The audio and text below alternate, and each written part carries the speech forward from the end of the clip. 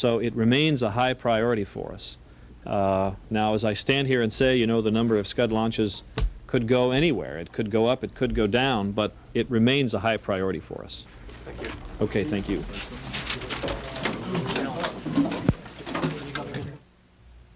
C-SPAN, the cable satellite public affairs network, and its companion network, C-SPAN 2, are brought to you as a public service of the cable television industry.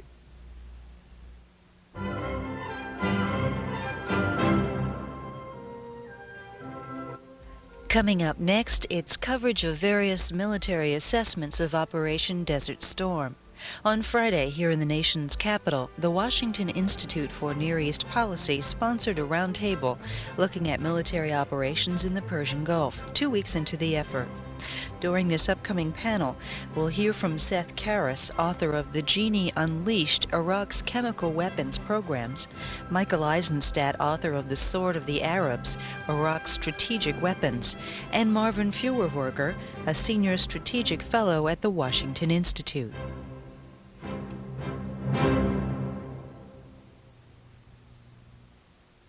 Welcome to the Washington Institute. And this press briefing, which is on the interim military assessment of the Gulf War. This is day 16 of the war.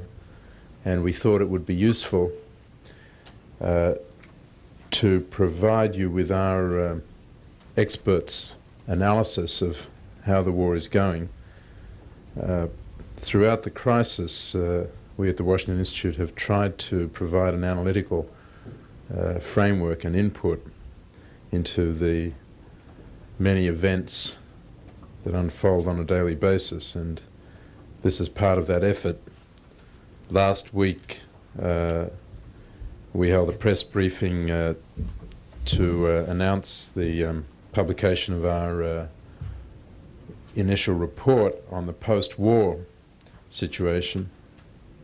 This is the report of the Washington Institute Strategic Study Group, and it's called Restoring the Balanced U.S. Strategy in the Gulf Crisis. There are copies of that for those of you who were unable to attend that briefing. There's also a transcript available if you're interested of that briefing that was introduced by Les Aspin. And next week we will, next Friday, we will be having an interim political assessment of the war. The briefers will be myself, Laurie Milroy, who'll be a visiting fellow at the Institute.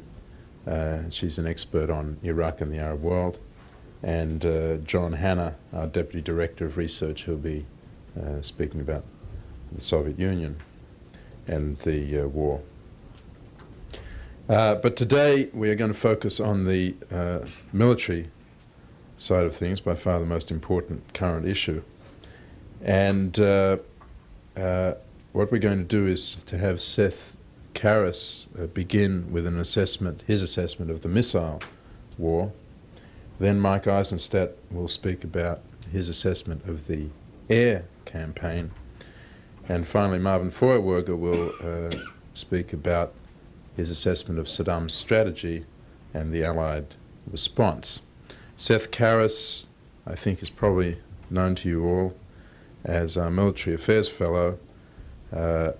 He previously worked at the Naval War College, has written a number of studies on various arms issues in the Middle East, particularly on Iraq's chemical weapons, The Genie Unleashed, and a recently published monograph in the Washington Papers series on ballistic missile proliferation.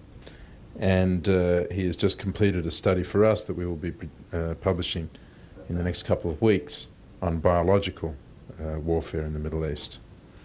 Mike Eisenstadt is a research fellow here in political military affairs, comes to us from the Pentagon, and he has also written a recent study of Iraq's strategic programs, The Sword of the Arabs, which we were also proud to have published this year. Finally, Marvin Feuerwerker is our Senior Strategic Fellow, He previously served as Deputy Assistant Secretary for Policy Analysis in the Office of the Secretary of Defence, and he is currently co-convener of the Institute's Strategic Study Group and the principal drafter of this report on restoring the balance in the Persian Gulf. So I'm glad to call on Seth Karras first.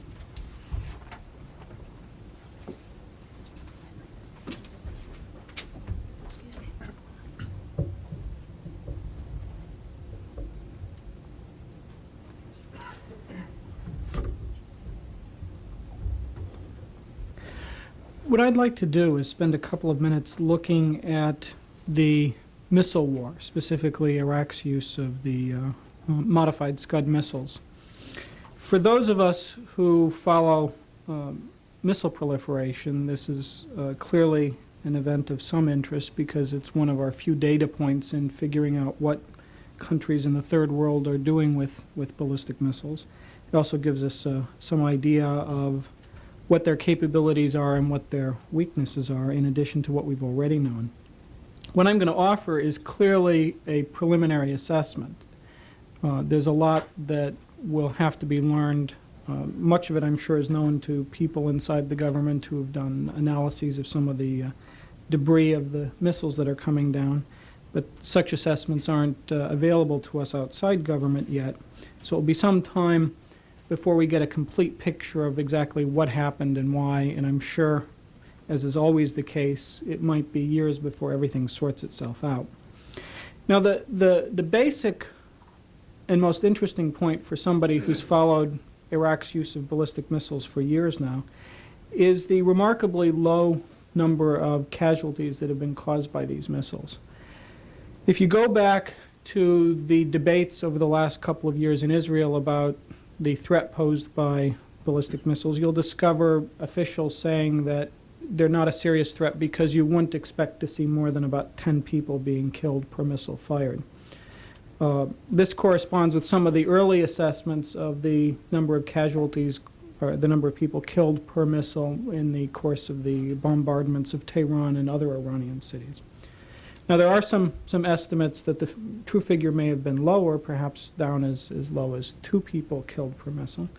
But the point is, I think, basically that based on the number of missiles that had been fired so far, which is to say something over 50, it would not have been surprising to hear that 100 to hundreds of people had been killed by these missiles.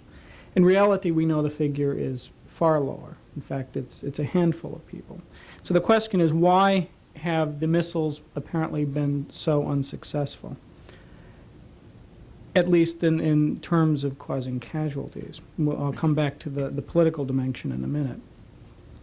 I think there are a number of potential explanations. One of them clearly has been the presence of the Patriot missiles. In previous uses of ballistic missiles in the third world, there had been no defenses available. As a result, the missiles had what are called, in the jargon of the field, assured penetration. Unlike an aircraft, you knew that they were going to get through. That's no longer the case, quite clearly. The Patriot seems to have been remarkably successful in intercepting incoming missiles. And I'm sure that that's part of the story of why the missiles have not caused more damage. Now, there are some provisos that have to be added here, and that is, first of all, the missiles clearly have not been capable of causing complete breakup or destruction of the warheads and fuselages of the incoming missiles. We still have had cases of warheads coming through. And a lot of the missiles that are being fired are not of the PAC-2 version, which was specifically designed for shooting down ballistic missiles, but rather the earlier PAC-1, which was intended for shooting down aircraft.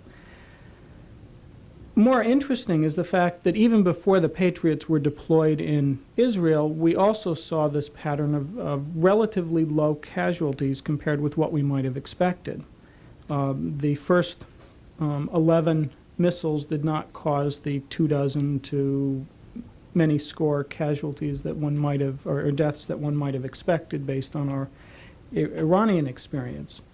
So that still leaves us with an interesting question, and that is there something about these missiles that's different from the missiles that were used 2.5 years ago or 3 years ago, or are there differences in the circumstances in which the missiles are being used?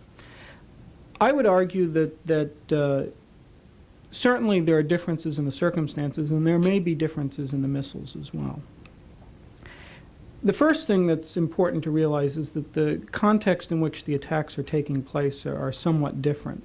The Israelis, for example, made a tremendous effort to prevent the kinds of concentrations of people which would cause very large casualties. Going back to the Iran-Iraq War, one discovers that in many cases a missile would be fired and nobody would be killed, but then every now and then you get a missile fired and all of a sudden 60 or 100 people would be killed because you would hit a school or you'd hit a bus station or you'd hit something like that. So that there was a wide disparity in the number of people killed per missile fired.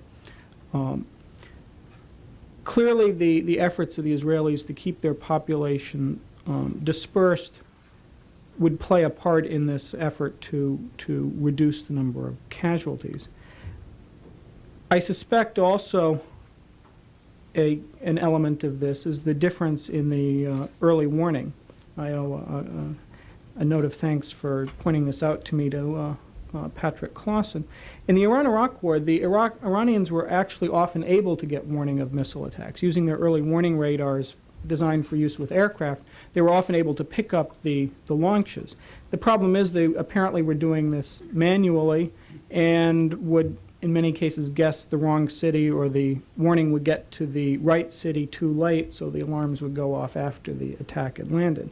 Here, however, because of the intelligence systems available to the United States and therefore made available to Saudi Arabia and Israel, it's been possible to provide generally pretty good early warning of impending missile attacks. As a result, to the extent that people are congregated, they have a chance to get under cover and disperse.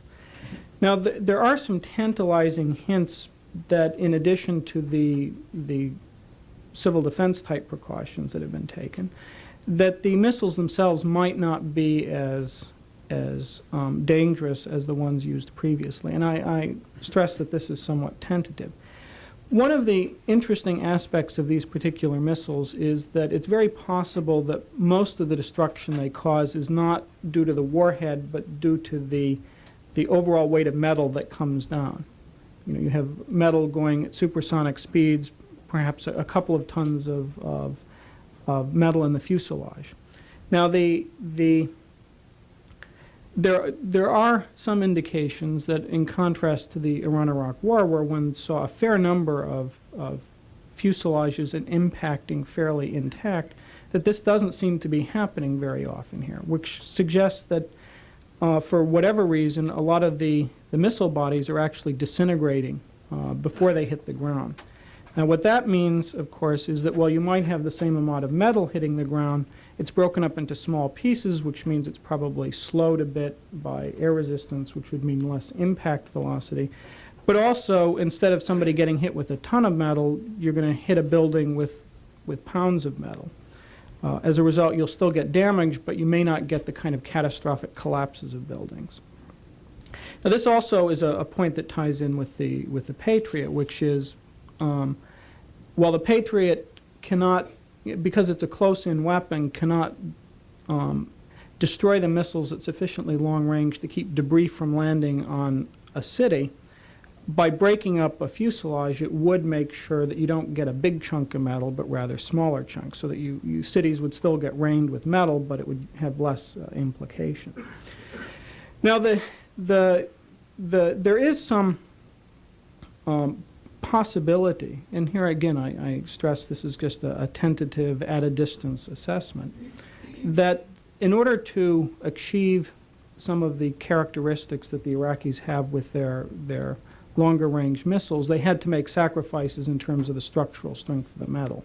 And here I'm specifically referring to the second version of the missile, which it appears the Iraqis have been firing, not the Al Husseins, which were the first generation modified Scuds, but the Alabasas, which we have indications are also being fired.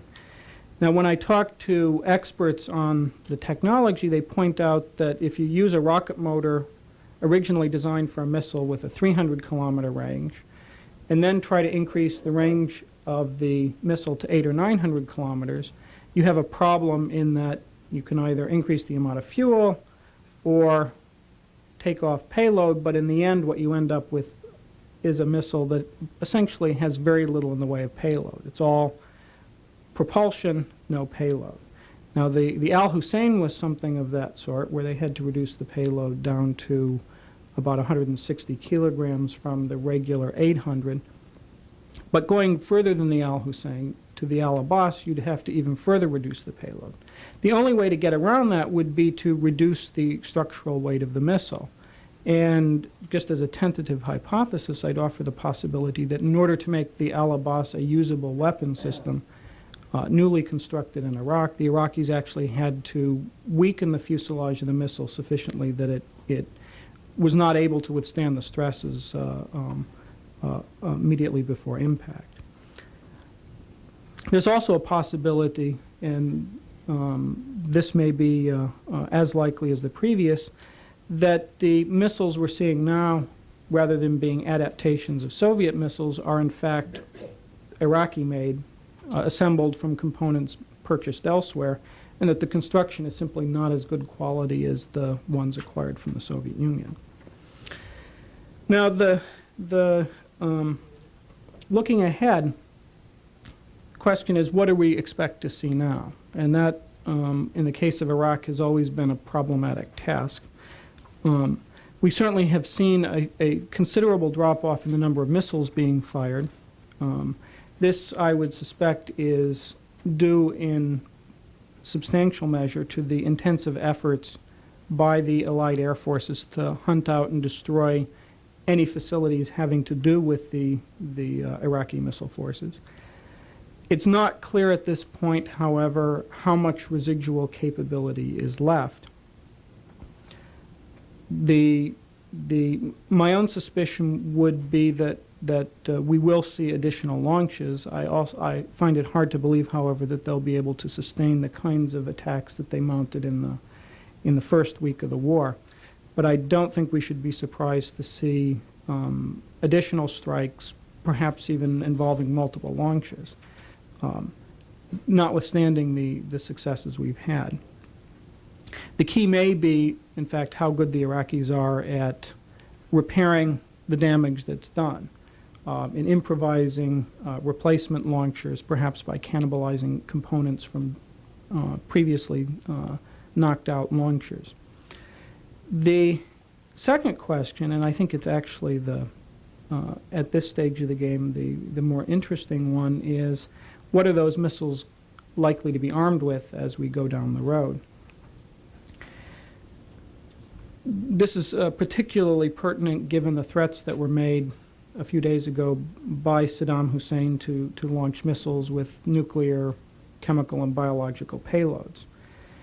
Now, I don't think there are many people who believe that Iraq would have a nuclear payload for a modified Scud missile, simply because the payload that these missiles can carry is so small that it's inconceivable that the Iraqis at this stage of the game could have made a warhead that lightweight. To give you a comparison, the threshold set by the Missile Technology Control Regime, which is the multinational suppliers agreement to control exports of missile-related technology to the third world, basically specifies that you try to control missiles that can carry a payload of 500 kilograms or more. That was defined by a desire to prevent creation of missiles capable of carrying nuclear weapons. As I pointed out earlier, the payloads of the Al Husseins and the Al Abbasas is clearly much less than that in order to achieve the kinds of range that have been achieved. Now, it's possible the Iraqis may have hidden some missiles of greater capability, but I think the bottom line is that it's unlikely that even if they had a nuclear weapon, it would be small enough to be carried by a missile at this point in time. The question of a chemical warhead is I think, a more pertinent one. The Iraqis have never used a chemical-armed missile before. Those of us sitting out here on the outside observing what's going on can't say for certain whether or not such missiles and warheads exist. However, I think it's fairly clear that a large number of people believe that such missile warheads do exist. And in fact, there's no reason to doubt that they could be built. Designing a simple chemical warhead for a ballistic missile is not that difficult. And in fact, it's been believed, for example, that the Syrians did this with their Scud missiles 5 years ago. And certainly the Iraqis have a lot more technical capability than the Syrians. A related question is, of course, what the Iraqis may have done with their biological weapons. Producing a biological warhead for a ballistic missile would be much tougher than for a chemical fill. We don't really know very much about what Iraq's technical capabilities are in the area of weaponizing biological agents, at least on the outside. I'm not familiar with what we may or may not know in the intelligence community. As a result, this really is a big question mark. We don't know what the Iraqis are capable of doing, and as a result, we don't know what the likely implications of use of a biological warhead would be. So this has to be an area of some concern, yet it's not one that it's very easy to get a handle on what the real dimensions of the problem are.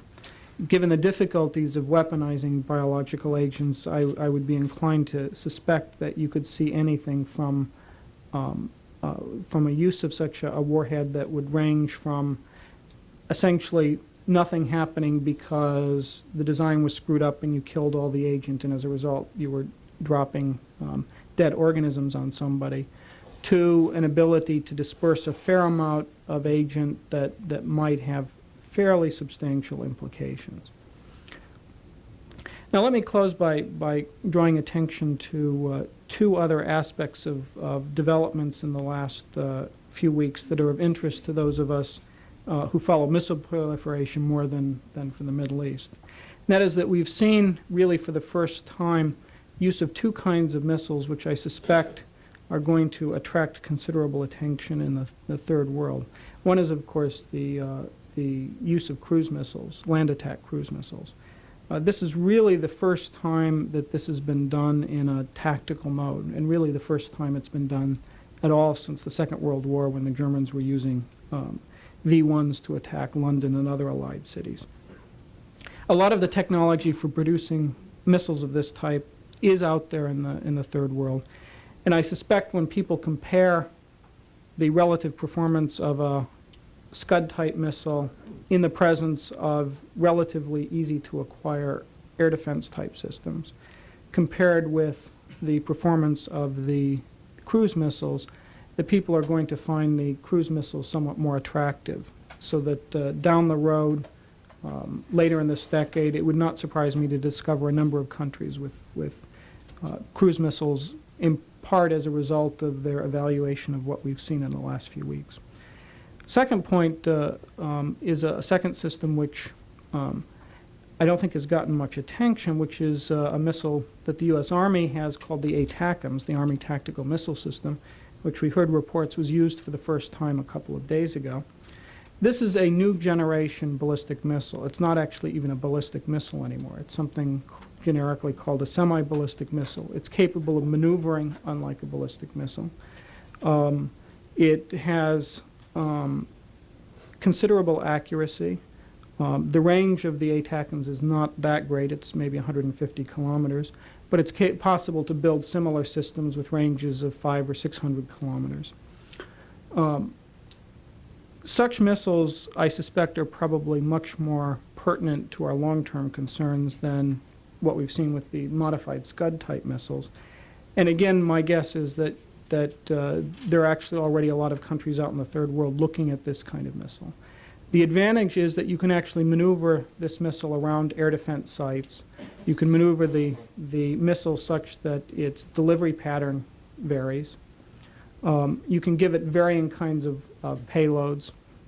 And as a result of both the ease with which it can be used and the relatively low potential cost, combined with its effectiveness, that's probably more of what we're going to see again further down the road than what we've seen already. So I'll end with those comments, and we can proceed to the next presentation.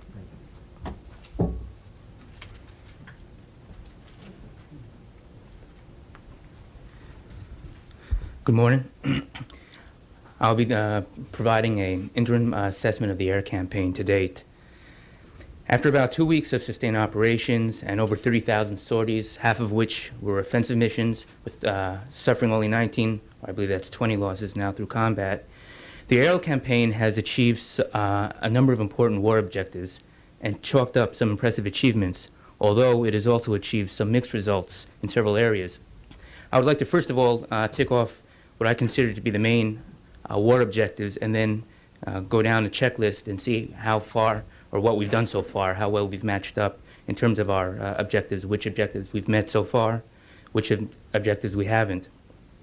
The first war objective was the liberation of Kuwait and the destruction of Iraq's offensive ground capabilities, particularly the Republican Guard and its regular armored and mechanized divisions there. And I think these two objectives are interrelated simply because these are the units which are holding Kuwait. In order to liberate Kuwait, one way or the other, we're going to have to inflict a certain degree of damage on these forces. Second of all, the elimination of Iraq's strategic weapons capabilities, including its nuclear, biological, and chemical weapons production facilities, its, the storage sites for these weapons, and the delivery means for these weapons. I realize there's probably a number of other ancillary objectives in the war effort, but if you'll bear with me, I'd like to just concentrate on these two principal cluster of objectives, because I think these are the most important ones. First of all, in terms of strategic weapons, several of the principal research facilities related to Iraq's nuclear program have been destroyed. The Tammuz 2 reactor and the 14th of Tammuz reactors, although these were not directly related to the weapons program, were destroyed.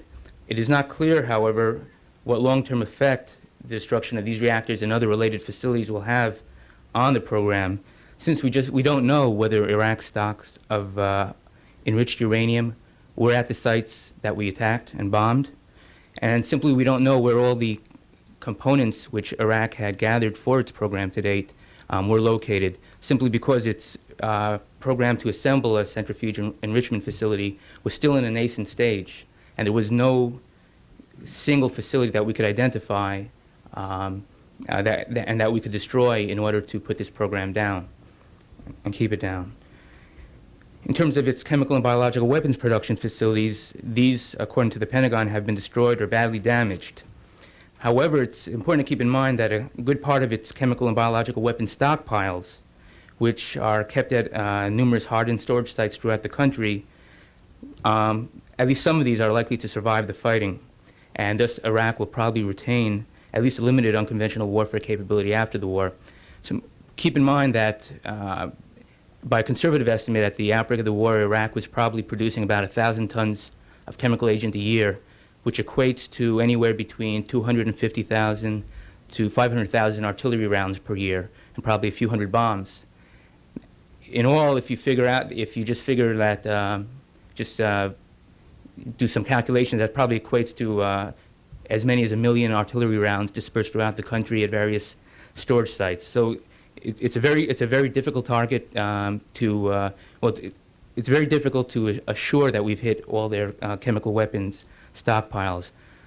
There's no doubt I think we've hit some of them because, at least according to the reportage I've seen, some of our troops in northern Saudi Arabia have detected trace elements of some lethal agents in the air, which were probably released when we did hit their stockpiles. In addition, all of Iraq's static surface-to-surface missile launchers have been hit and probably destroyed, although some mobile launchers continue to evade detection. And Iraq still retains a capability to launch missiles against Israel and Saudi Arabia, although its ability to launch multiple salvos may have declined as a result of our efforts to suppress the launchers or through attrition. I just want to say this is a tentative observation at this point. I think it's too early to say whether we've put a dent in their ability to deliver missiles, but I think it's possible to say there is at least a tentative decline in their ability to, or in the number of missiles they're able to launch, which might be related to our effort to locate and destroy these launchers. However, again, like their chemical weapon capability, it's likely that they will emerge from this war with at least some of their missile force intact, or at least a small part of it. Finally, Iraq's long-range aerial strike capability has been neutralized, at least for now. It has sent most, if not all, of its 25 Su-24 Fencer aircraft and 30 Mirage F-1E strike aircraft to Iran as a result of the apparent vulnerability of the hardened aircraft shelters. And I just want to say this is a very important, I think a very significant aspect of the aerial campaign to date, the fact that we've been able to destroy the hardened aircraft shelters. Between the 1967 and 1973 Arab-Israeli wars, and as a result of Egypt and Syria's experience in the 67 war, both of those countries undertook a massive shelter building program, as a result of which, during the 73 war, according to the Egyptians, they did not lose one single aircraft on the ground that were in the shelters during the fighting. And as a result, it appears that we found a technical or tactical solution to this problem. And that's very important, simply because also these shelters, based on the information that's been released to the public, were built to very high standards. It seems standards that are more stringent than the standards for the shelters, the NATO aircraft shelters. These were very modern and advanced shelters. The second cluster of objectives have to do with the liberation of Kuwait. I'd like to examine those now. Basically, the campaign to liberate Kuwait, and more specifically the U.S. and Allied tactical air campaign against Iraqi forces there, has several subordinate objectives. First of all, the disruption of Iraq's command and control in order to preclude an effective response to U.S. and Allied moves in that theater, and to prevent Iraq's civilian and military leadership from following events in the front. Second of all, the destruction of Republican Guard as a viable fighting force in order to hasten the collapse of Iraqi defenses in Kuwait, and perhaps even lead to the downfall of the regime. And finally, our final objective in Kuwait is the destruction of forward ammunition and fuel depots to degrade the ability of Iraqi forces in the Kuwait theater of operations to sustain combat operations, and to interdict lines of communication from central Iraq and Basra in order to preclude resupply from outside the theater. And I'd like to evaluate each one in turn. First of all, command and control. Saddam's command and control has been disrupted, and he's been forced to take shelter in underground command bunkers and to observe strict security measures, which degrades his ability to communicate with forces at the front and acquire an accurate picture of developments there. I just want to stress, before the war we saw a lot of pictures of Saddam Hussein visiting his soldiers at the front, and I can't emphasize how important it is for a leader to be able to have face-to-face meetings with his commanders rather than rely simply on wire communications or telephone conversations with them. There's certain things that can be conveyed only by a visit to the front, by talking face-to-face with your commander, looking at his reactions and judging his state of mind through visual cues, through looking at the terrain, visiting your troops, estimating their morale. That gives you a chance, that gives a commander or a leader a chance to check out the situation of his men and double-check the reports of commanders. And the fact that Saddam Hussein is probably limited in his movements and in his communication is extremely important and prevents him from obtaining an accurate picture of what's going on at the front. However, I would say that our ability to exploit the potential effects of this accomplishment will not occur until ground operations begin. Right now, as long as the situation remains relatively static on the ground, Saddam Hussein's inability to follow events closely at the front is not a major problem. Once events start changing very rapidly on the ground, that will have a very significant effect on Iraq's ability to react to our counter moves or our initiatives. Second of all, the Republican Guard. For about 2 weeks now, U.S. and Allied air power have been bombing Republican Guard command and control facilities, their ammunition and fuel depots, and troop concentrations in southern Iraq and in northern Kuwait. However, the Republican Guard is dispersed and deeply dug into static positions, which makes it very difficult for pilots to visually acquire targets and it also reduces the vulnerability of the Republican Guard units to air attack. And the results of the air campaign against Republican Guard have thus far been inconclusive, although the evidence provided by General Schwarzkopf at his briefing this week were very dramatic. He cited within a 15-hour period that 52 tanks had been destroyed or damaged, 55 artillery pieces destroyed or damaged, and 178 trucks destroyed the previous day. This claim notwithstanding, the full effects of the aerial bombardment of the Republican Guard is not likely to become fully evident until or unless ground operations begin, and that way we'll be able to see their ability to conduct sustained combat. Right now it's very hard, as long as they're standing still, to estimate what effect the aerial campaign against them is having. In addition, while significant elements of the Republican Guard might survive the bombardment, its combat effectiveness and its ability to sustain operations for more than a few days is likely to be significantly affected by the air attacks against its logistical tail, although again it's very difficult, based on fragmentary information released, to know to what degree we've been able to destroy their stocks. In addition, the Republican Guard, because of its location in northern Kuwait and southern Iraq, in fulfilling its missions against forces along the, well, against Allied forces in the event ground combat breaks out, will be vulnerable to air attack. Because they're so far from the front, they're going to have to move to either counterattack along the southern front or to counterattack against flanking movements, and that'll force them to expose their forces. And that's, I think, where our Air Force will make their money. However, while the destruction of the Republican Guard might indeed hasten the collapse of Iraq's defenses in Kuwait and reduce Iraq's post-war offensive potential, it is unlikely to result in the collapse of the Iraqi regime. If Hussein survives the war, he is likely to retain a tight grip on power in Iraq, since his repressive apparatus will survive the war largely intact. First of all, there are at least one, if not up to three perhaps, Republican Guard divisions which are not in the theater of operation in Kuwait, and they are located in the vicinity of Baghdad. And as a result, because of that factor, they will probably avoid close and ground combat and survive the war. And in addition, the several intelligence agencies which protect the regime have probably not been significantly affected by the war either, since most of their infrastructure is located among the civilian population and hence has not been targeted. Similarly, since Iraq has not experienced large-scale dislocations of its principal civilian centers, the state's repressive apparatus has probably been able to maintain its grip over the civilian population throughout the war. Finally, I just want to look also at the interdiction campaign and the attempt to degrade Iraq's logistical capability in the theater. As mentioned, we know that ammunition and fuel depots have been targeted and large numbers of secondary explosions have been reported, suggesting at least a degree of success in hitting Iraq's forward ammunition and fuel stocks. However, because Iraqi forces are in static positions and they have not been using a great deal, if any, ammunition and fuel, they are not likely to feel the impact of this effort until ground operations commence. The interdiction effort is reportedly meeting with great success. According to the briefing again by Schwarzkopf this week, Iraq is reportedly meeting only about 10% of the requirements of its forces in the Kuwaiti theater as a result of the interdiction effort. And its troops are reported begging for food from Kuwaiti civilians. Although I just want to say that this anecdotal report should be taken with a certain degree of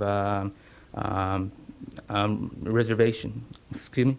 Well, not necessarily skepticism, but it might be true, but in terms of its implications, judgment should be suspended because first of all, it's not clear whether the hardships reportedly being suffered by some units in the Kuwaiti theater are being shared by all units. And it's not representative it's not clear how representative this account is of the situation of all units there.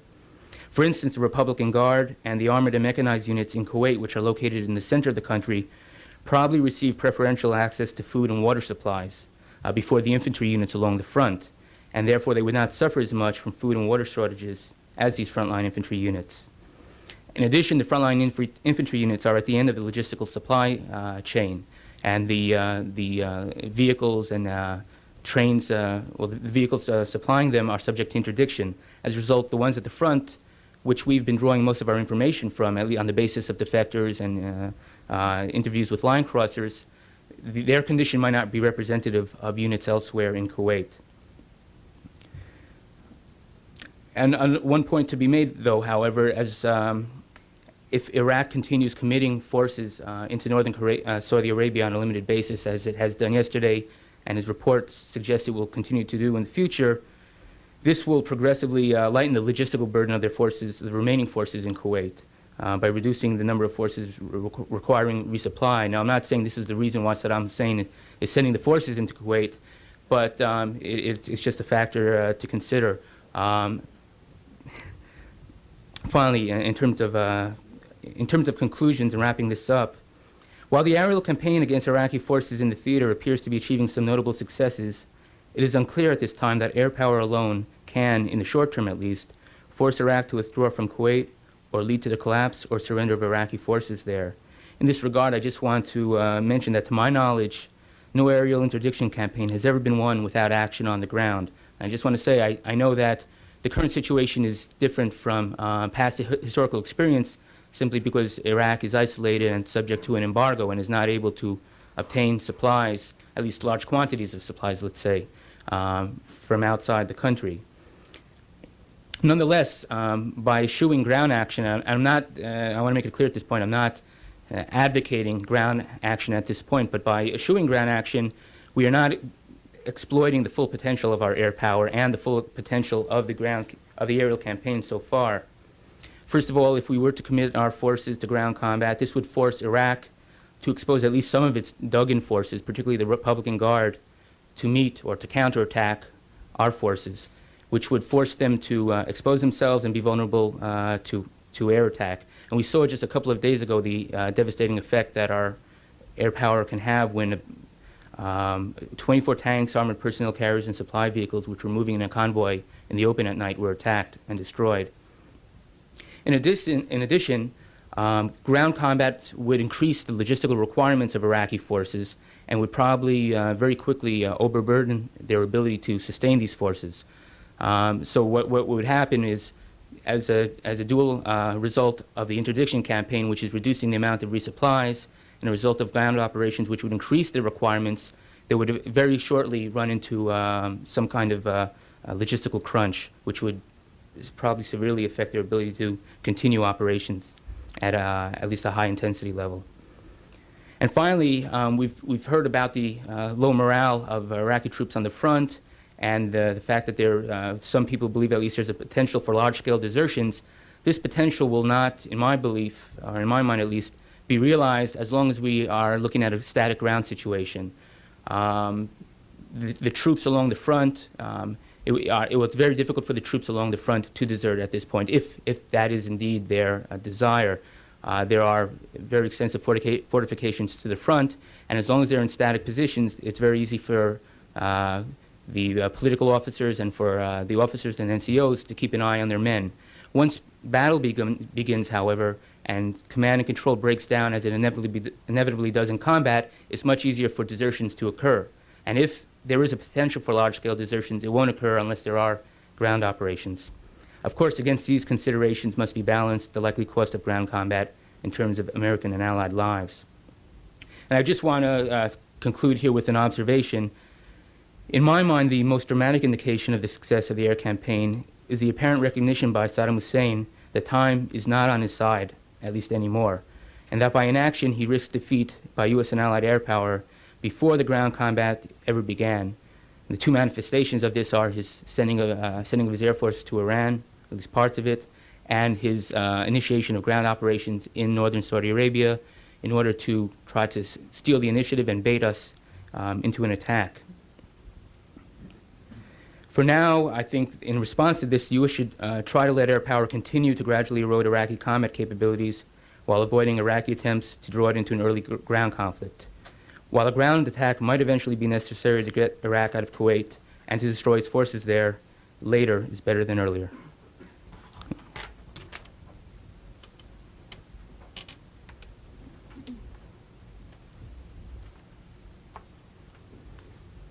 Good morning.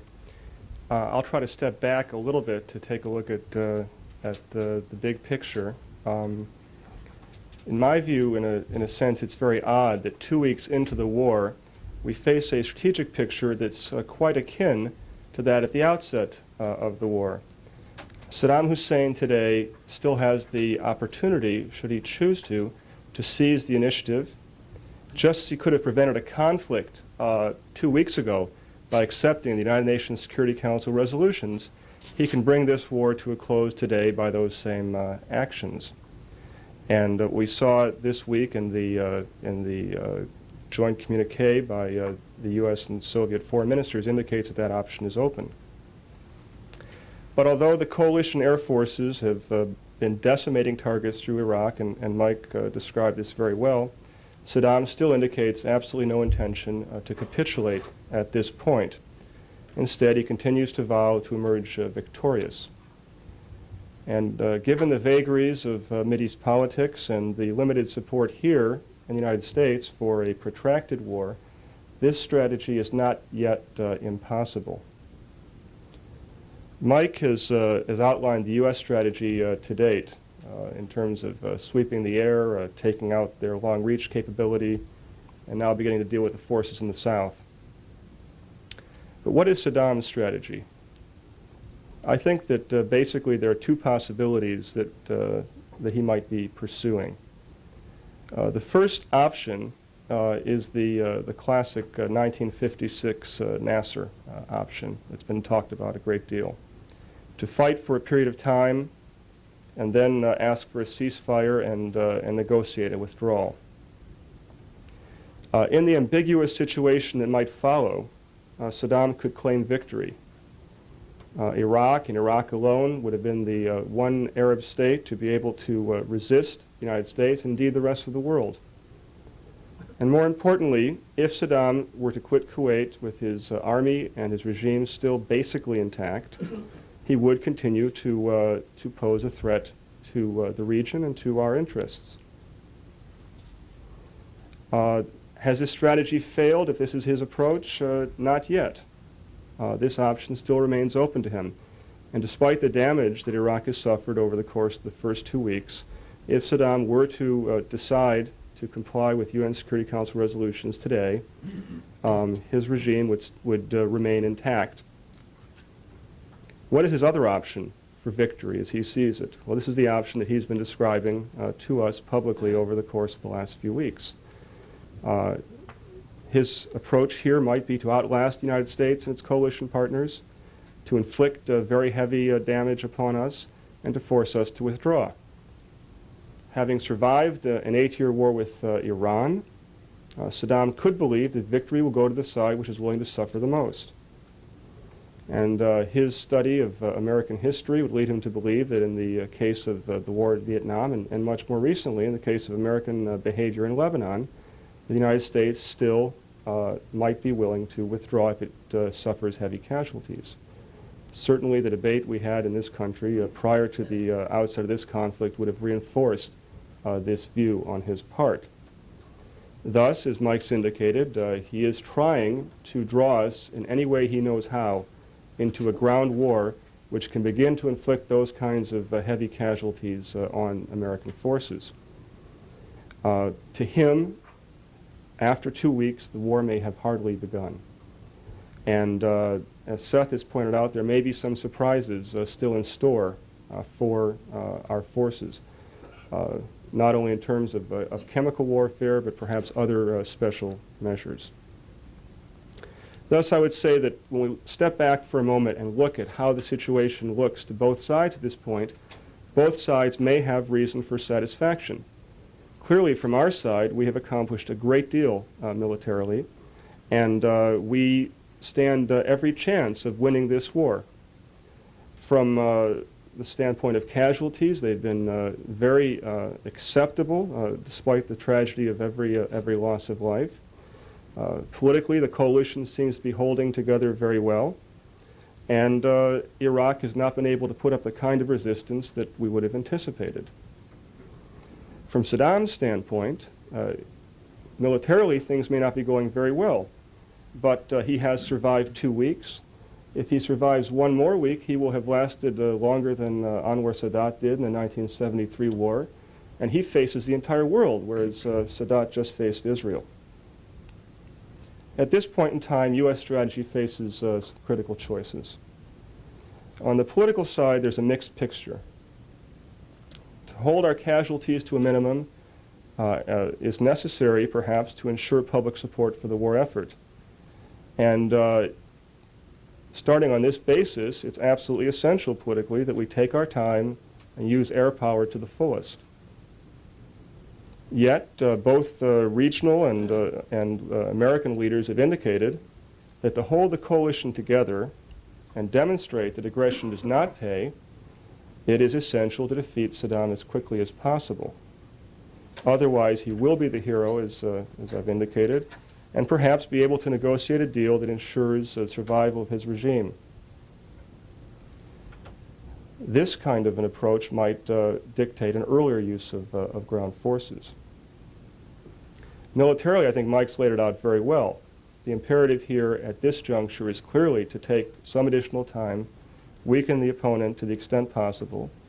It is unlikely that Iraq will be able to maintain an army of 500,000 men in the Kuwaiti theater of operations for very long if our interdiction efforts are successful. And so while you cannot be assured of the collapse of the opponent through the use of air power, you can be assured that he will not be as strong when you have to face him in theater as he is today. And there's plenty to do still to weaken Iraqi forces in Kuwait and in southern Iraq. Which course will our leaders choose? Thus far, clearly they've chosen to take the militarily sound course. Early on, we heard a lot of talk about an air campaign of 2 or 3 days to be followed by the onslaught of ground forces. Such talk has now been forgotten. It appears almost certain we're looking at a minimum of a 4-week air campaign. However, there are some signals that there's pressure to open the ground campaign at a fairly early date. Just yesterday, General Schwarzkopf referred the continuing pillage in Kuwait to the political problems, and indeed he even referred to prospective shortages of ammunition for our air forces. Yet I would say that overall the general trend appears to be to take our time to the extent necessary to ensure that the opponent will be as weak as possible if we have to use ground forces. Because such an approach does bear some political risks in the region, it will be crucial that if we continue to pursue it, that coalition forces win an unambiguous victory. If Saddam remains in power after such a conflict, it will have to be clear, not only to Americans, but to people in the Middle East, that he has lost and that he indeed has accepted this loss. Indicia of this might be acceptance of intrusive inspections of his unconventional weapons facilities, arms production facilities, and limitation on the size of the Iraqi armed forces. A more ambiguous outcome would make us run the risk of having to live with a larger-than-life legend in the region, possibly determined to seek vengeance on his opponents and wreak havoc on the Middle East. Thank you. As they say in the Middle East, a wounded snake is more dangerous than and one that hasn't been wounded yet. Let's move quickly to questions now. Please, David. I wonder if... I'm sorry, should I... Charles? Charles I wonder if Mike could tell us how we're going to get through the millions of mines.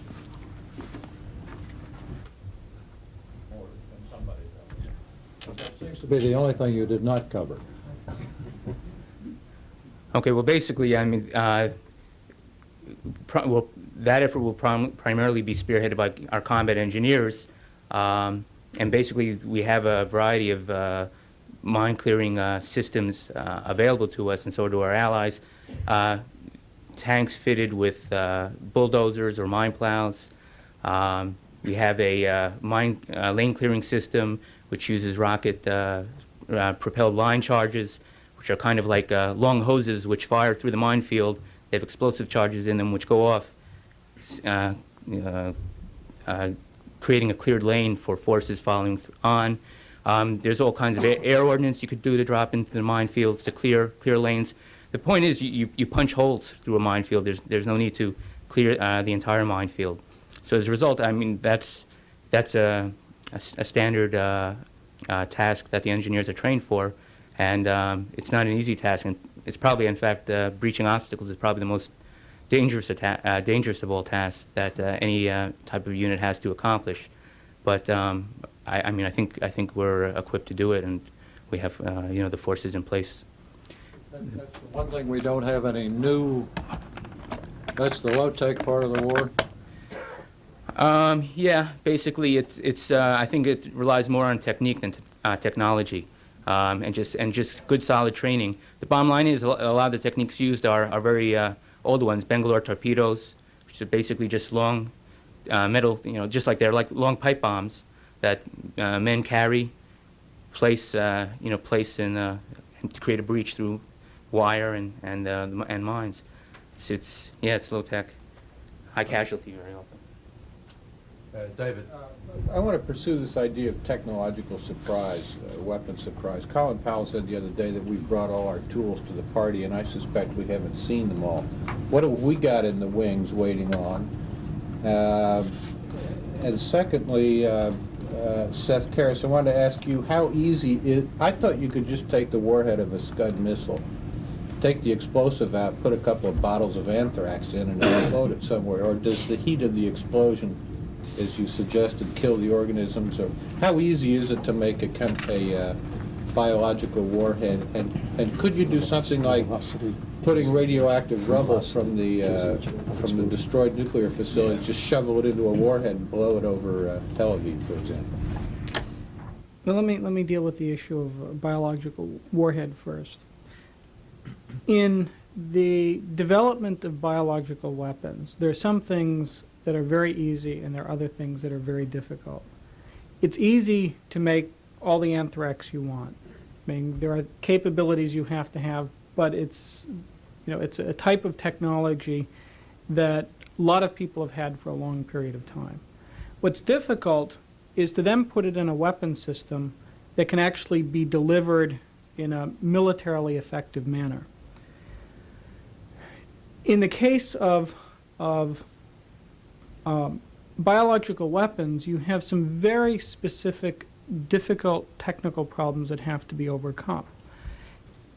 The main one is the fact that you essentially have to create what's called an aerosol. And what's more, you have to create an aerosol in which the particles are of a particular size. If you make the particles too large, they're not breathed into the lungs. Your natural defenses keep them from going in. If they're too small, you either kill the agent or, in fact, you breathe the particles back out again so it doesn't get into the system. Now, there are ways of doing that, but it's a lot more complicated than merely putting a couple of vials inside a missile and then blowing them up. When you do that, you run the risk of killing the agent in the explosion. You run the risk that the agent might be killed in the process of actually transporting it. You also run the risk that when you do deliver it, it doesn't get dispersed in a very effective manner. Again, because biological agents need to be dispersed in these small particles, they really have to be dispersed right near the ground. If you blow up a warhead at 1,000 feet, it's very possible that none of the agent will get to a place where somebody breathes it in before it dies from the effects of sunlight or natural effects or gets blown away. So it's a tricky proposition. It clearly, I think, can be done, but it's not evident to me whether or not the Iraqis have mastered all the different techniques and have been able to test them to actually implement that. Now, getting to the last of your questions, if there is some kind of nuclear, quote-unquote, device for a missile in Iraq, it's far more likely to be a radiological weapon than it is a nuclear warhead. That's a type of device that people have looked at for many decades. No one's actually ever used one.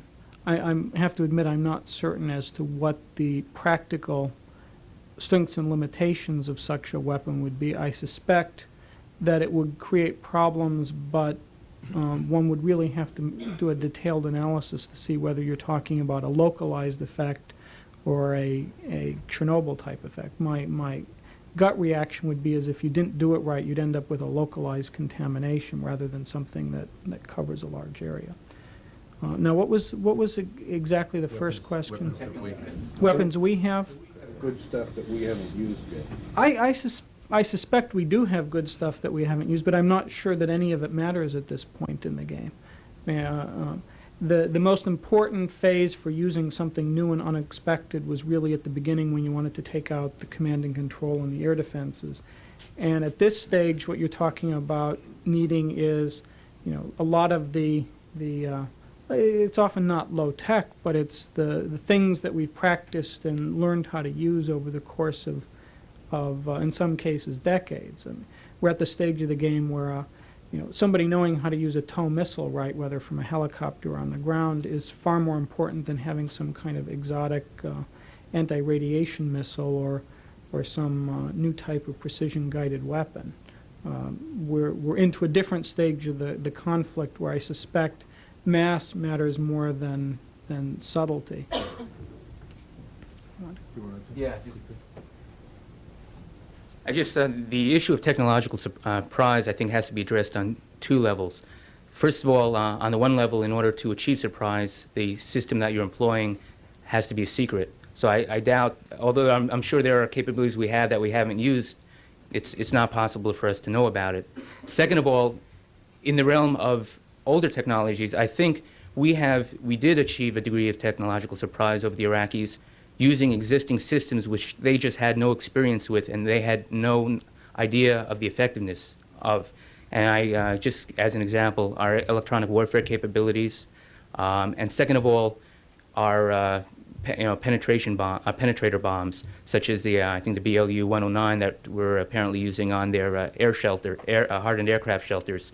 The BLU-109 is based on basically the Mark 84 2,000-pound bomb with a penetrator cap and a different fuse, and it provides the capability for an old bomb to destroy what was considered to be an invulnerable target. And that certainly, I think, was a surprise for the Iraqis, even though the system's an old one and the capability is known.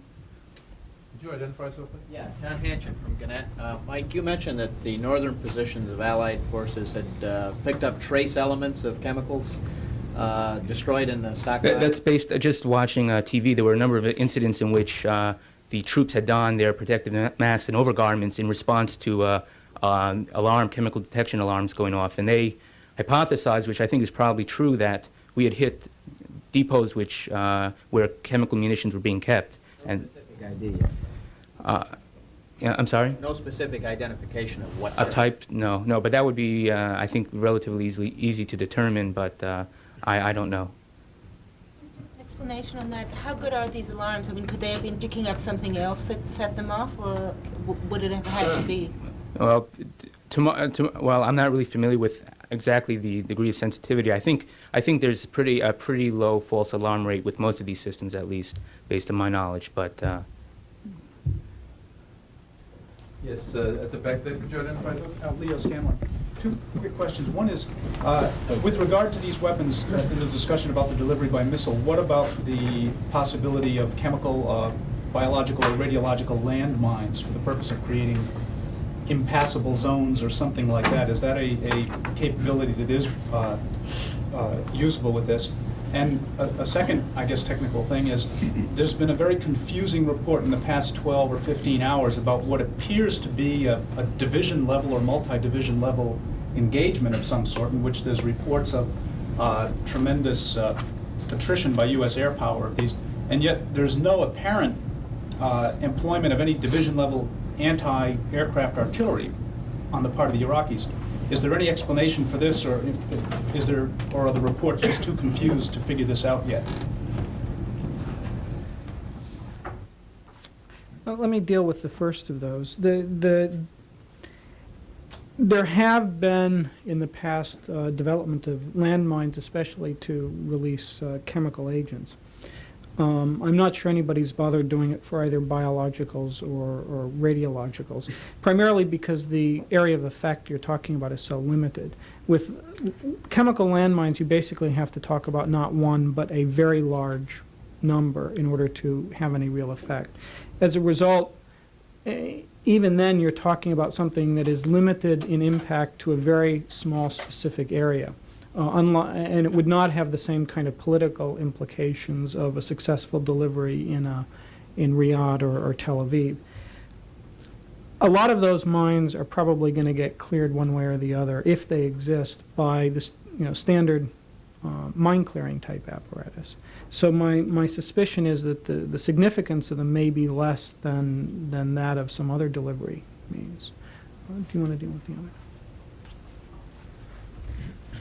I think it might be too early at this point to say, but I haven't seen those reports concerning the lack of air defense artillery fire, although I know Schwarzkopf in his briefing this week has noted that or I think it was in Schwarzkopf's briefing, he noted that the density of the fire had diminished over the first week or week and a half of the war.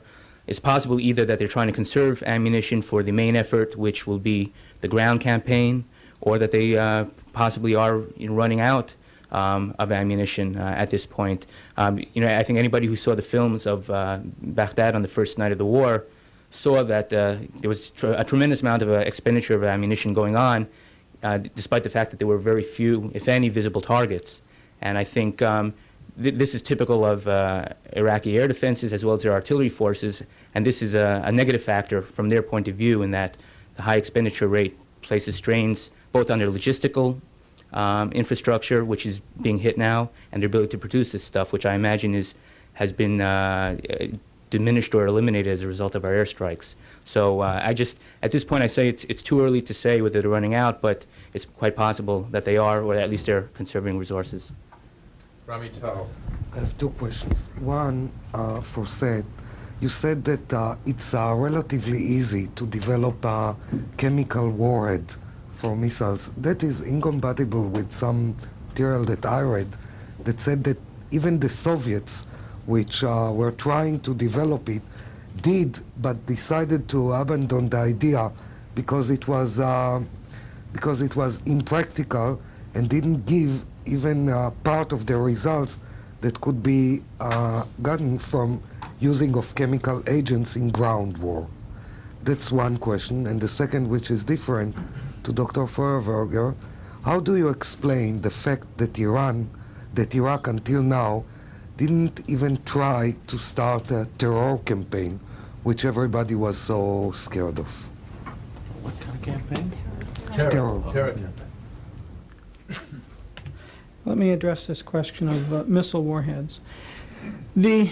If you're trying to deliver a chemical agent, by far the best way to do it is with a spray tank. In fact, an ideal delivery mechanism would be nothing more than getting an agricultural pesticide sprayer.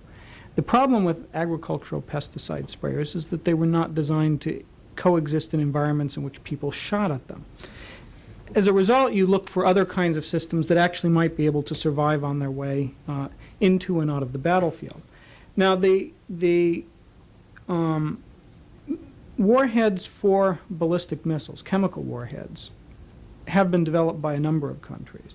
The United States developed warheads back in the 1950s and 60s, as did the Soviet Union. And in fact, the Soviets have actually now shown us at least some of their earlier generation missile warheads, both for Scuds and Frogs. The warheads that they showed were did not appear to be technologically very difficult to produce. They were essentially nothing more than a canister with a liquid bulk fill and a burster charge designed to detonate at a high altitude. Now, I have to admit that being a non-technical person, I was not terribly impressed with this style of design. Talking to people who I think I trust to know more about the technical aspects of this, their argument is that in fact, well, a warhead like that may be less effective than one that uses, say, cluster bombs to detonate on the ground and spread it there. That in fact the combination of an explosion in the air coupled with the dispersal caused by aerodynamic effects as you come down leads to a warhead that's actually quite satisfactory. Not as ideal as a more sophisticated design, but certainly more dangerous than I had at one time given credence to. As a result, I would say that it's probably not the most dangerous kind of warhead you could design, the kind that I'm hypothesizing the Iraqis have. And Whether it would do much in a context in which people have very good civil defense protective gear is another question. But I suspect in terms of dispersing agent, it probably would work perfectly fine.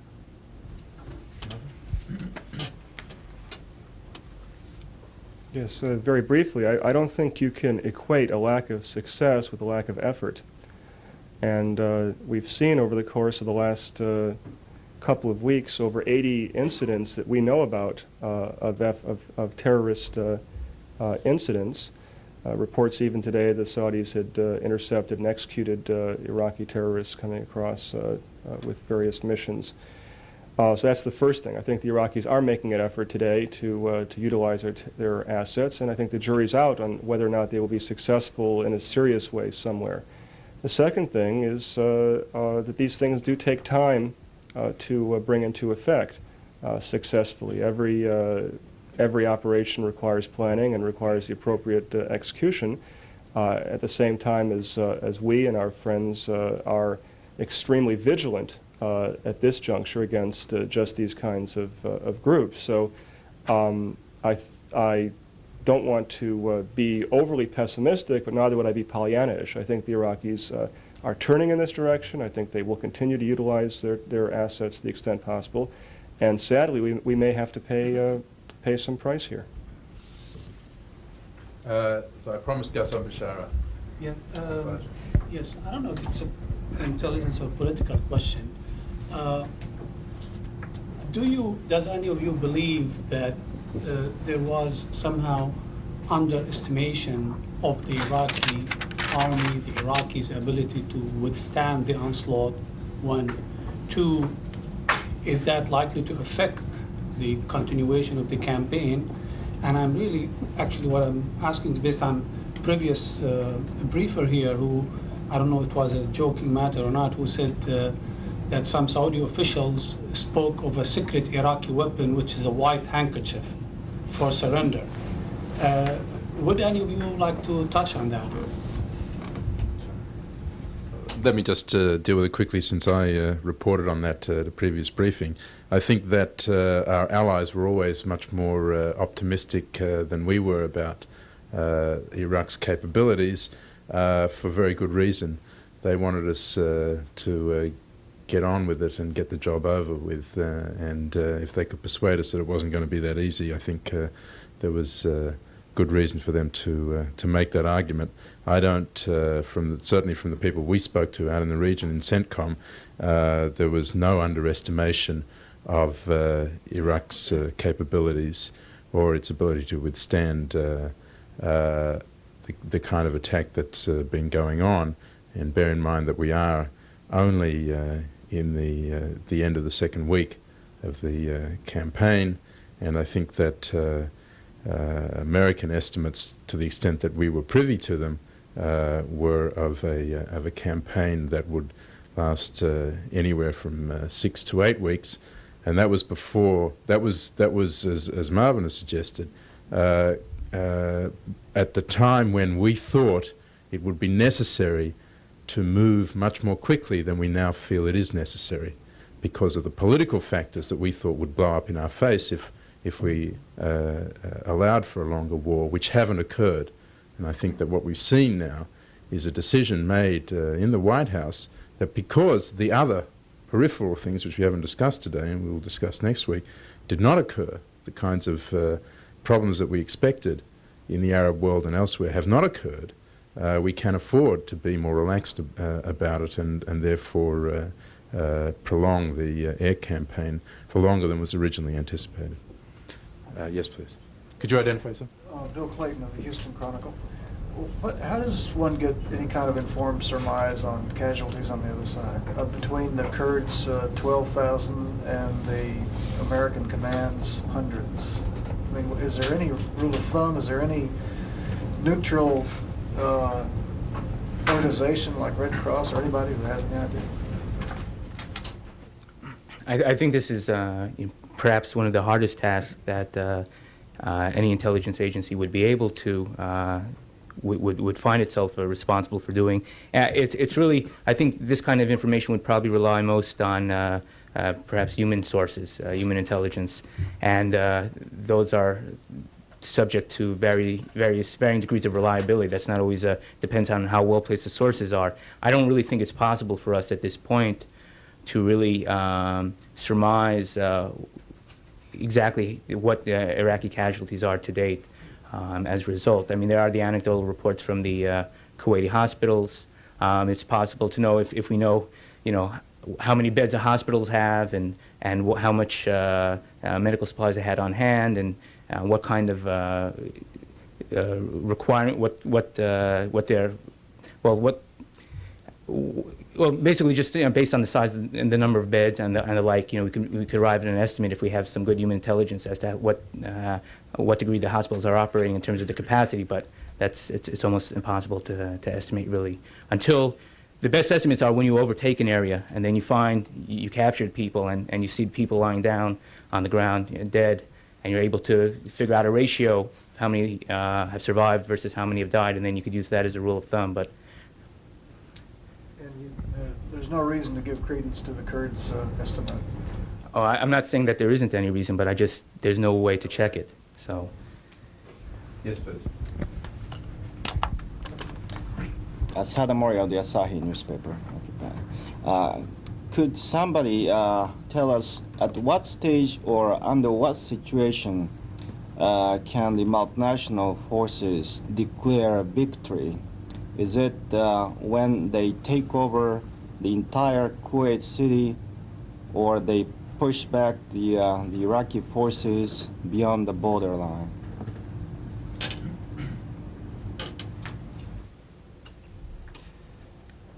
I think the question of how one brings this to a close, if the Iraqis are unwilling to negotiate a close, is a very interesting one.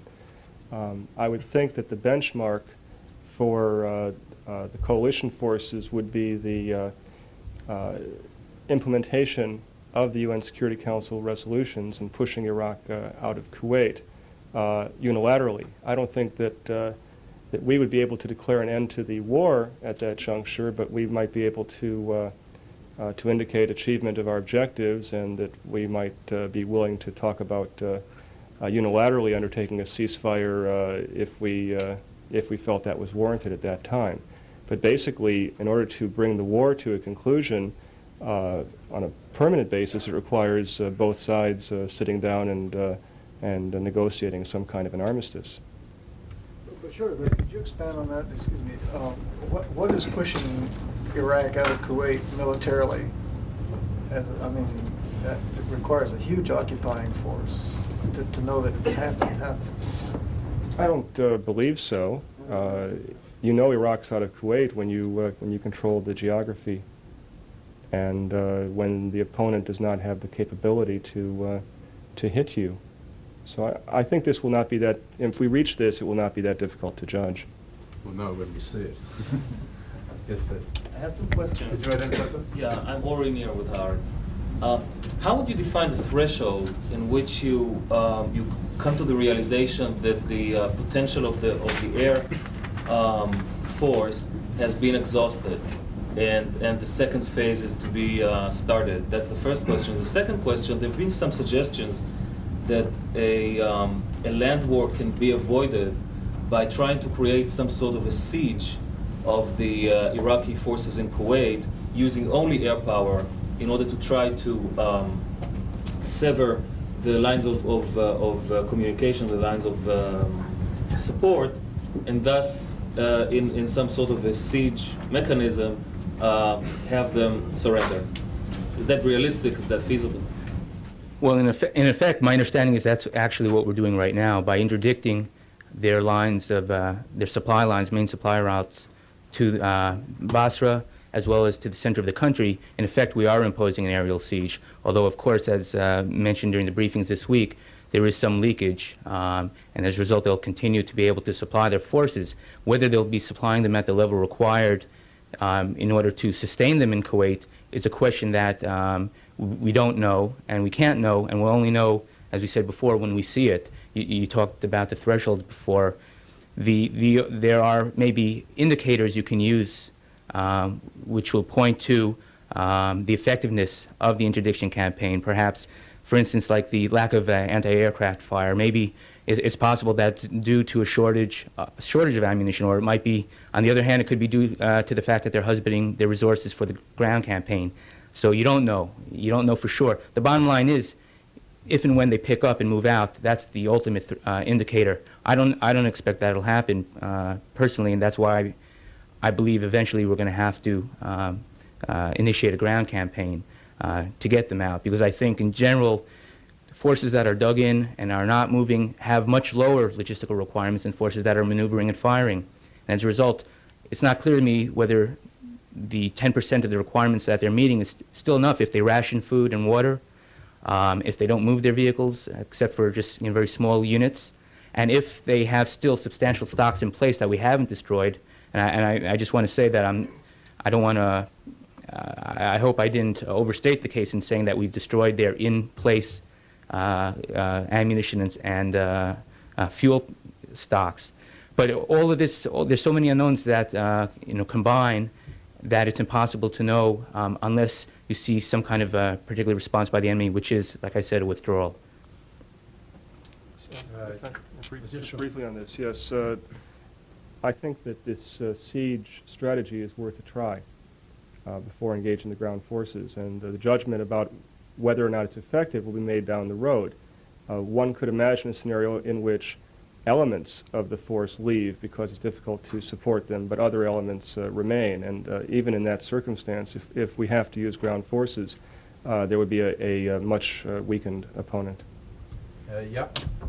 Two questions. The first is the feasibility, likelihood, or desirability to open a ground offensive from the west, which I understand is not very well protected by the Iraqis, and would enable the Allied forces to threaten Baghdad from the north.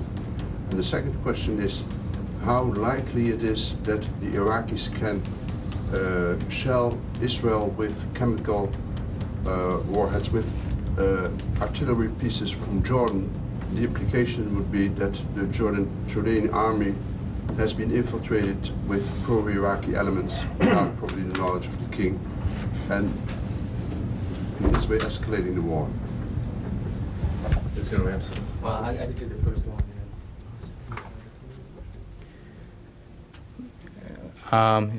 Well, I think perhaps the biggest non-secret in town is the fact that, or the likelihood that if ground operations do begin, we probably will take the Western approach to flank Iraqi forces in southern Iraq and Kuwait and cut them off. In terms of going all the way to Baghdad, that's a totally different matter, and I don't think that, at least my understanding is at this point, that's probably not our objective. And I think that would entail a transformation of our war objectives to something completely different, and would dramatically drive up the cost of any war if we were to expand the objectives to going towards Baghdad.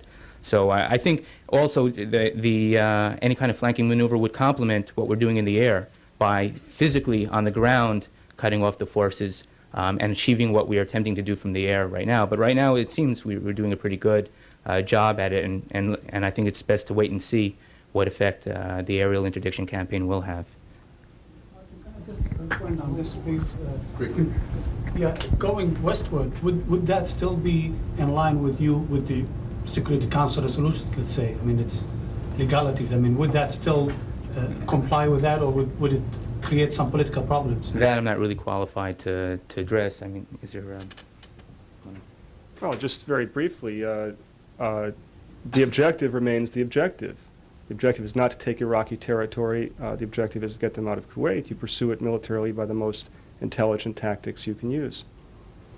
Seth, do you want to answer the question about artillery shells on Israel?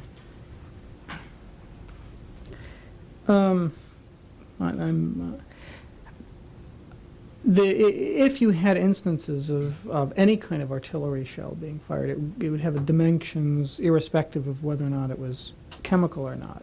And my guess is the consequences of that would depend upon what the Jordanian government reaction to such an event was, and what the consequences in the areas being shelled were. If if you had firing and the Jordanian government then clamped down on what was going on, that would be one thing. If, on the other hand, they let it slide or handled in an ineffectual manner, I'm sure that would create a completely different response. Similarly, if chemical agent or any kind of artillery fire was used and there were few casualties, my guess is there would be a different response than if a lot of people got killed or injured, whether or not chemicals were used or not. I personally would be surprised to see the Iraqis taking risks with chemical agents in that way of allowing it to come into other people's hands, because once they send it over the Jordanian border, no matter who their agents are, I'm not sure they can necessarily trust that the Jordanians won't find out what's going on. I mean, there are many states in the region that have good internal security apparatuses, and while Jordan has been one of the more moderate states, one would make a mistake to assume that it also did not have a good internal security apparatus. Just to add one point there, though, that Saddam has made clear that his strategy is to widen the arena of the war, and if there is some way in which he can drag Jordan and Israel into the conflict, he will certainly do his best to do so. Whether it's in that way or some other way, I think that if we're thinking about surprises, that's one where he will certainly do his best to try to develop a Jordanian involvement and an Israeli involvement. Please. Dalia Shahori for Al Mishmar. If Israel is to retaliate, what do you think could Israel do, considering that it would be interested to do something unique that couldn't be achieved nor by the United States or the allies?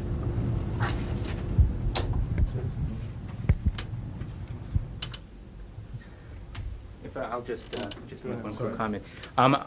I'm not sure that they'll do anything different than us. I think really one of the only areas left remaining for them is either put out the remainder of Iraq's electric power supply or hit civilian centers, and I think for various reasons they'll elect not to do either. I think one thing they want to do is, one of their main objectives would be to go to the source of the problem, which is the missiles and the missile launchers. I'm not sure that they could necessarily do it better than we have been doing it. So I think that might be one of the reasons, in fact, they have elected at this point not to strike so far. Just very briefly, I think one should, again, distinguish between response and retaliation. I think the retaliation or punishment will come at some point in the future, and one day when you least expect it. The Israelis will take this action if they feel it's necessary for political and deterrence reasons. The issue of response, though, is a technical military question, and I think Mike's identified this correctly. As long as the United States or others are taking care of this problem, there's no requirement for the Israelis militarily to do so. Should a situation develop in which they see something that can be done which we don't know about or don't agree with, then the situation might alter. Or if our forces become so engaged with other missions that they're not available to continue working on this mission, that would also raise the possibility. So these are the theoretical approaches. In terms of what the Israelis are actually planning, none of us would know, and they would not, I think, make this public information. Howard. Yeah, Howard Snyder. The basic premise, it seems, that we've all been working on is that the Allied forces, the U.S. forces, will take the initiative for any type of ground action. As we have seen by this little feint into Khafji, and as we were all coming here this morning hearing about 50 or 60,000 Iraqi troops getting ready for who knows what along the border, I just wonder how you feel about the Iraqis taking the initiative and engaging the U.S. General Kelly at the briefing said yesterday, one of the advantages of being in the defense is you can choose when to engage the enemy. I'm not sure I believe that. If they come running over the border, you will have to engage them. And I'm just wondering how you feel this implies toward starting a ground war. Can Iraq start the ground war rather than the U.S.? Yeah, I think it's possible, and I think that's what they're aiming to do. I think, however, at least my understanding is that any attack that they conduct would be more of the nature of a baited attack. That is, an attack to draw us into a reaction to attack through their prepared defenses, simply because in their prepared defenses, given that their objective is to maximize the number of casualties against our forces, first of all, forces on the defense expend less ammunition and fuel, and that addresses the possible problem that they're experiencing in that area. Second of all, they're able to they would be able to achieve greater casualties against U.S. and Allied forces from the defense, from fighting from the defense. So I think any kind of offensive action would be in order to provoke an attack, and I think it's quite possible that we might find that we might not be able to dictate the time and the place in which ground operations begin. So I think it's a real possibility. Take the last question here. Okay. As you know, I'm sorry, Mark Stern with Copley News. A peace parley has been convened in Tehran, and I'm just wondering what your assessment is on its prospects for a resolution to this conflict, particularly Marvin's 1956 option in which Saddam gets out sooner rather than later. I think that there are many opportunities there if Saddam were to decide to comply with UN Security Council resolutions. He could pick up any one of a half a dozen offers on the table, and which one he might choose to pick up is his decision. This is one option. Thus far, we see no indication of any interest on his part to pick this up, but he has one of his chief advisors in Tehran, and should they be having a change of heart, we'll probably know about it very soon. I said last question, but go. Go ahead. Francis Hart from CNN. In the past several days, the number of Scud attacks have slackened off. Does this mean that they're out of Scuds, the launchers haven't been attacked, or is this a tactical maneuver, do you think? I'll give a brief answer to that question. I think what we've seen is probably a combination of two things. First of all, it has nothing to do with lack of missiles. The number of missiles, even by the low estimates that the Iraqis would have, even if you assume a lot of success in destroying stockpiled missiles, would suggest that they still have very large numbers hidden away. It's probably more a combination of two things. One, destruction of launchers, and two, given that we don't really know how many launchers are left, what may be more important is just the disruption of operations caused by the intensive bombardment, which makes it difficult for them to organize and put together the kinds of operations that they were doing at the beginning of the war or that they did regularly during the Iran-Iraq war. And I would suspect it's the air bombardment that's disrupting things that's causing the most effect. What we'll see in the future really depends upon how much of the infrastructure was destroyed. So if we slacken off the attacks, if we haven't destroyed a lot of equipment, we'll expect to see a lot of launches again. If we have destroyed a lot of the equipment, we'll continue to see only sporadic launches unless they're able to somehow rebuild by cannibalization some of the destroyed equipment. Thank you all very much for coming this morning. As I mentioned at the outset, we will be having a briefing next Friday on the political aspects of this conflict, particularly because, as we expect, week 3 and 4 are likely to see a more intensive diplomatic effort at a ceasefire. So we'll look forward to seeing you next Friday. Thank you. It seemed like Bush prepared his speech with a dictionary of cliches. I have to say that there's probably nothing, no sentence that you can go through that didn't. We're all prepared for rhetoric, and obviously rhetoric is an important part of anybody's speech. But this was just purely cliche-ridden from first to last. I don't believe in war, and I never believed that war could solve any problems. In my opinion, it creates more problems than it solves. I don't believe we should be there killing our GIs for oil. And in my opinion, that's the only reason we're there. Even I can recognize